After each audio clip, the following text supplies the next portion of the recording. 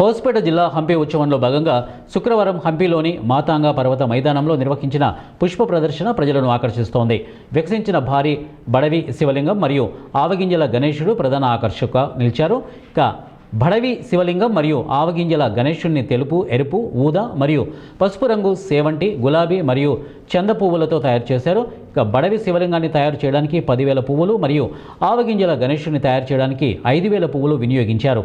హోస్పేట కళాకారుడు జగదీష్ కైచల్ 2 కళాఖండాలను సృష్టించారు.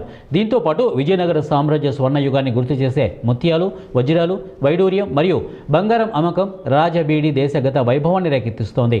పూలతో తయారు చేయబడిన రాయరాయలు యువన రాజ్య స్థాపకుడు కృష్ణదేవరాయల విగ్రహం దాని వైభవంలో ఆకట్టుకుంటోంది. ధాన్యాలతో తయారు చేయబడినటువంటి ముడుచుకున్న చేతులతో వినయంగా నిలబడి ఉన్న చెట్టు తల్లి తిమ్మక్క విగ్రహం ప్రేక్షకులను పర్యావరణాన్ని కాపాడడానికి ప్రేరేపిస్తోంది. మరుగుజ్జు చెట్లను పెంచే బోన్సాయి కళ, జిల్లా ఉద్యానవన పంటల పరిచయం మరియు పూల ప్రదర్శన అందుబాటులో ఉన్నాయి.